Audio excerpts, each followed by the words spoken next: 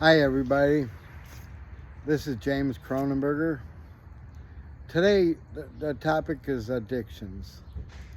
I don't talk too much about it. I gave my testimony before on YouTube and to different churches, but I want to share a little bit with you as well.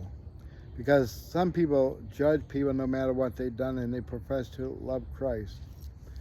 In 1 John 1:9, he says, He is faithful and just to forgive us our sins and cleanse us from all unrighteousness. And in the Lord's Prayer, it says, if we don't forgive others, God will not forgive us. There's no exceptions on that. But when I was a child, and 7 years old, I was molested by a swimming instructor. And when I got a little bit older, by 2 high school students on my street.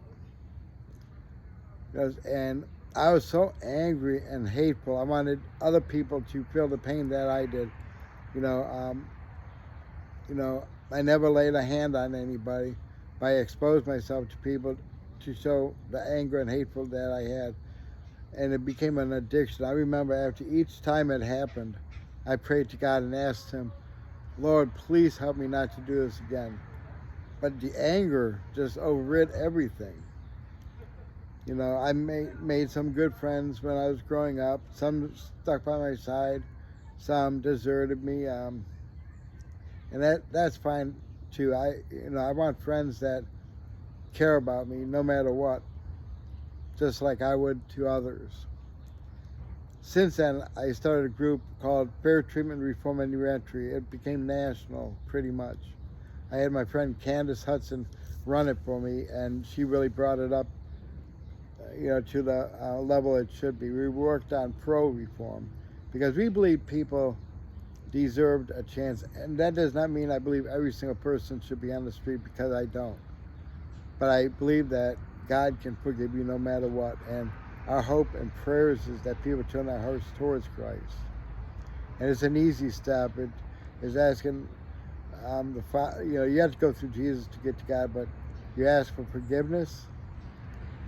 You ask Him for His love, which He automatically loves you, and you ask Him into your life. It's a real simple prayer, and anyone can do it.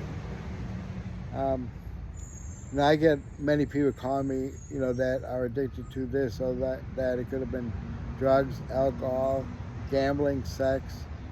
And all addictions are the same, but each addiction hurts people in a different way. And you can overcome it, even if you don't lose the desires. You can learn how to control them. I don't have the desires anymore because Christ delivered me. Right now I'm trying to rebuild some previous friendships. I don't know how that's going to work. But I do believe that God's in control. All the years that I was locked up, as most of you know I was, it took me, because the first 5 years I was constantly fighting, in trouble just because of anger. I don't care if you're black, white. I just didn't like anyone. But when I went through a program called Kairos and then again in Horizon, which is an interfaith program, I rededicated my life for Christ, and I promised Him I was going to serve Him. And I did, in prison as well as I have out here. Not without making mistakes, because I still make mistakes. Nothing criminal anymore, but I have a temper that I need to still work on. Sometimes I cuss, but I try not to, because that's not a good example.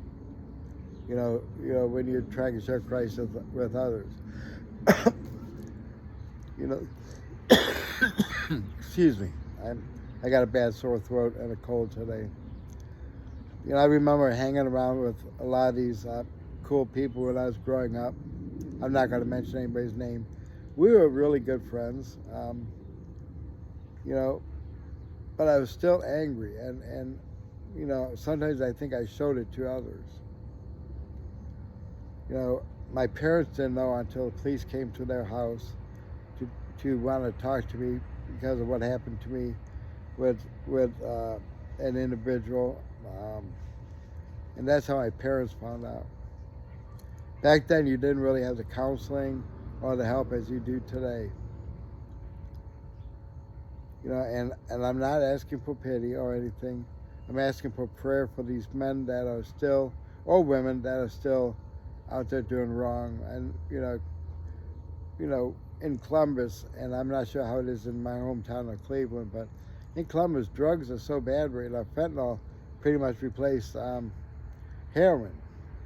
You got meth. You got, just too much out here that we need to clean up the community. We don't want people to get to the point where they're beyond control or help. I don't believe there's an addiction that you can't overcome. With the power of prayer, with God's love and God's grace, we can overcome. And we really don't deserve God's grace. We don't. But He gives it to us as a free gift. I remember, one verse that kept sticking in my mind was Romans 8:28. It says, we know that all things work together for good to those who love God, to those who are called according to His purpose. And that's true. If you live for Christ, no matter what, He loves everybody, but He's not going to force anyone to follow Him. He wants people to have their free will, just like Adam and Eve did. God already knew that Adam and Eve was going to sin, and He didn't stop them, because they had free will. So what I'm trying to say is, I am sorry for everything I've done wrong. I really am. I can't change the past, and it was almost 40 years ago. I think like 35 or 30 years ago. I can't remember the date. But I thank God every day for His grace. And I'm trying to think, May 5th of 2020, I don't remember too much of that day, but I coded at home. My roommate at the time, he passed away since then, called the ambulance. They gave me CPR as they were taking me to the hospital. When I got to the hospital, they revived me, and then I coded again. And I had the opportunity of seeing heaven, and I know some people don't believe this, but it's true. There was 2 doors in the sky. Well, it looked like it was in the ceiling, because it looked like my eyes were open and I was looking at the ceiling. And I'm not sure how it went, but there was a door that was bright red on the left, and a door on the right that was a heart-shaped white and pink door that was radiant.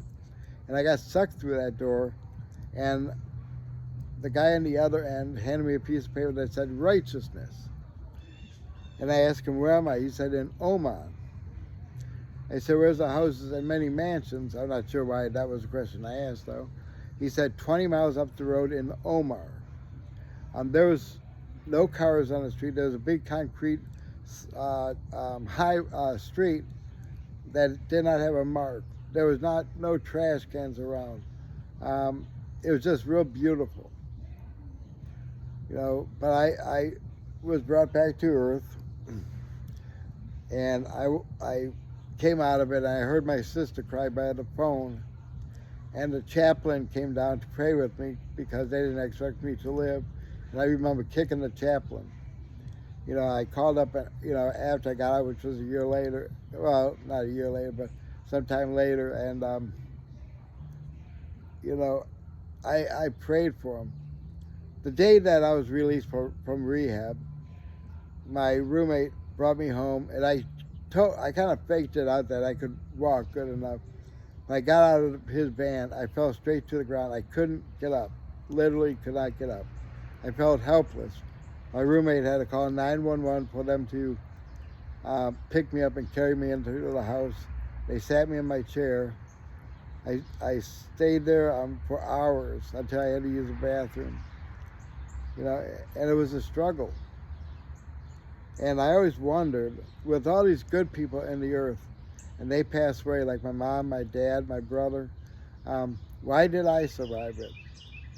And my mom told me this, because I called her the day after they took the ventilator tube out of me, which was like a month and a half later. And she said, God has a plan for you. Both my sisters were very concerned they started a website to keep people posted because I had a pretty big following through YouTube and Facebook. We do have a YouTube channel. It's under my name, James Cronenberger. One is my personal one is Hope for the Community. Please join it, and you'll get updates on some of the things in some of our videos you'll be able to see.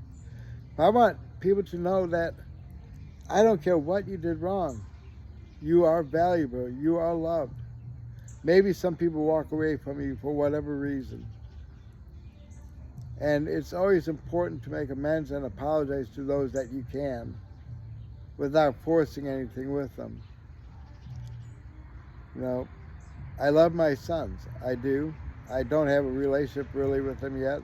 I'm texting my youngest son on Messenger. Please pray that God will open up the doors there. You know, he was like 2 years old when I went to prison. So, because he was born in, I think, 91. I got locked up in 93.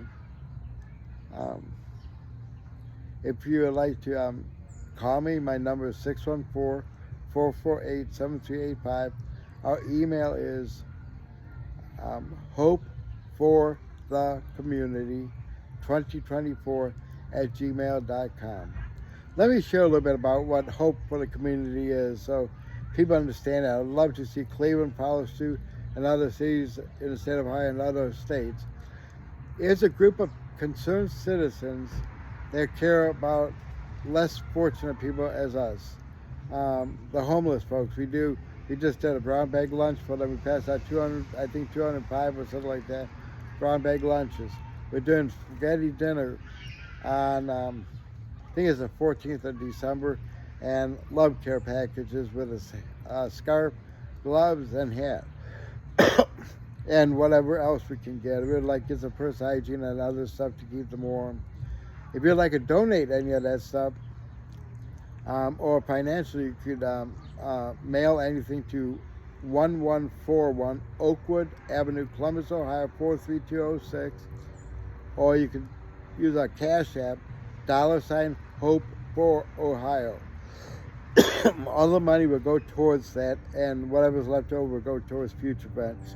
In May, we're going to have a community event where we're going to have different vendors there. Maybe hot dogs will give out or something. Love to have you all. That's going to be in the parking lot for just for all people. I got to get the date again and the time. I know the time is like from 2 to 6. We'll have a band there. If you have a band and you would like to play, please let us know. We're open-minded on new bands, as long as it's all in clean taste. But again, folks, remember, your past does not define you. And that's the name of my book that's coming out. It talks about addictions. My friend Shiloh is editing it right now. I'm hoping in the next few months it will be published. You know, and it talks a little bit about my story, about my death experience, about overcoming addictions. Because I get so tired when people say, oh, he can't change. So if you're saying that, so you're saying that God doesn't have the power to change anyone's life. Well, that's not true. He changed my heart, my thinking, and he loves me just like he loves you. Folks, please don't give up. I beg you. I've had too many friends that come into suicide over the last few years. And it's sad to see them take their lives because of depression, how they're treated. I thought about it a couple of years ago. I had it all planned out. But something happened the day it was supposed to take place. I think someone came over or something. I can't remember. You know, I had a note. Nobody knew. And, but I wouldn't be here showing my faith with people anymore. So I could use a nice phone call from people. If you want to send me a message on Messenger, that's great. Folks, you have yourself a great, great day.